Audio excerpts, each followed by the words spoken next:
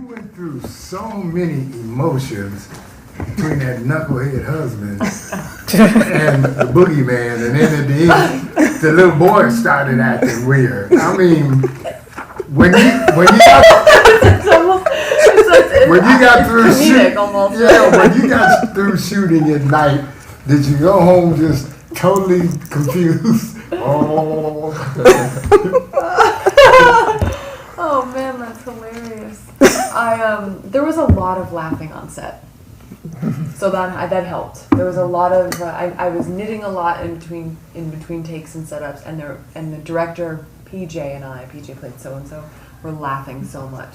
So I think that just helps. It relieves tension a little bit throughout the day, you know. So I wouldn't be able to sustain. That would be, oh gosh. I definitely don't like, it's funny, I'm not a horror fan. I don't like them really at all. So I feel like they just come to me probably because of the way that I look. James and I were laughing in our video interviews that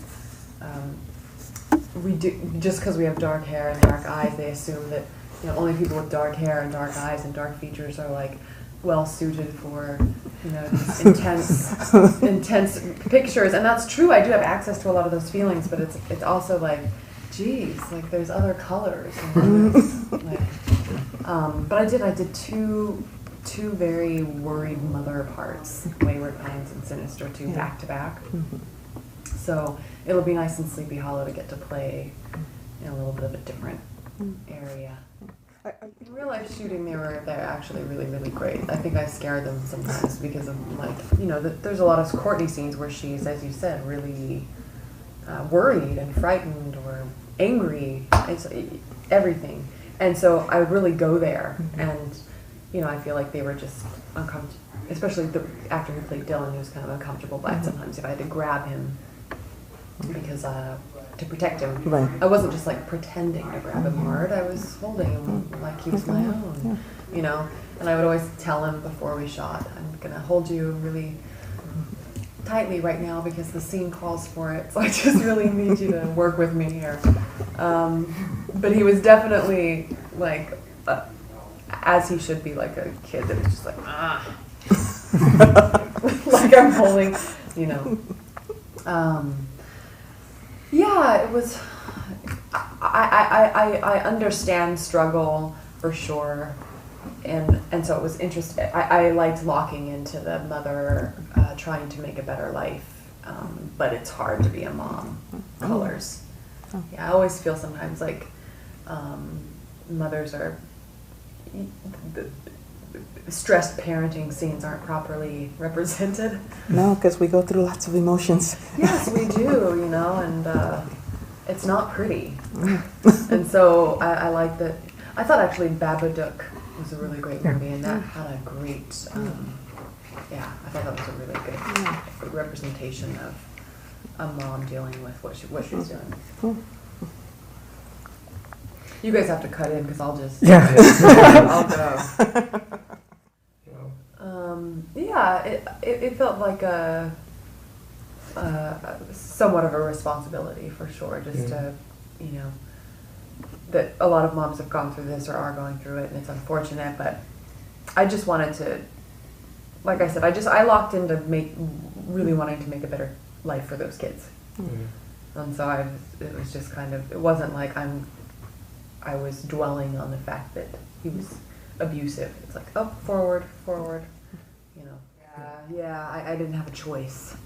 It was going to get ugly, and I'd rather him be around his dad with me there than not. But yeah, you're right. I think a lot of moms have to, with husbands of power. It's never quite clear what power he had in the script, but he was wealthy and from a wealthy family, and we lived in a small town, and we just knew everybody. I think, yeah. Is that where Shannyn? No, ever. Like I'm. It's so upsetting. I was thinking all day today, really, because it's been one of the main questions about what scary movies have stayed with me, and I know it's Freddy Krueger and Children of the Corn and I don't even like these. I'm not a horror fan, so it's not like I love these movies. I just maybe saw them once. I don't know how. I don't know why I was allowed to when I was young, and like had nightmares to this day. I mean, they leave imprints, and I just don't. You know, it's hard with these movies because I can't get excited to help. You know, when they want you to post things on social media, like retweet this and spread the fear and all this. I don't really want to tweet spread the fear. Yeah. That is because they're also just trying to have fun. Yeah. But it can be. It depends on the material. I was excited to do this because I loved Kieran and I loved that the character was rooted or grounded in a reality.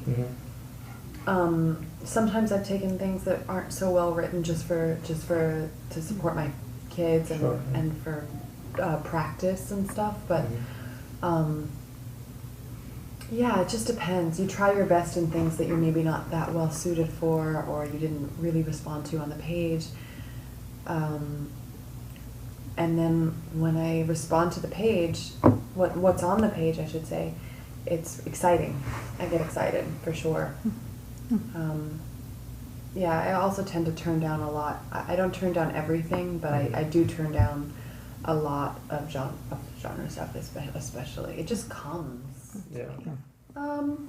It was a country house out in the middle of nowhere, so that was easy to lock into. The house I felt was cozy, but I think Courtney thought it was cozy. I think she made it cozy for her and her kids, so I was in that place more. I think Dylan was haunted by the house. I know. You are so funny. You could at least painted the walls, making it a little brighter. I know, right? But I'm just casually furniture making. And, Yeah, no, I know. Boogeyman peeping at you in the That's amazing. Can't you hear the music? No. I wish we could. I wish that was there, but no. I thought it was cozy actually, the church. Yeah. No, there was a real actor, and what's funny about that is that this is so funny. The actor that played Bagul, when he was in full makeup, couldn't see anything. So he had to be led everywhere on set.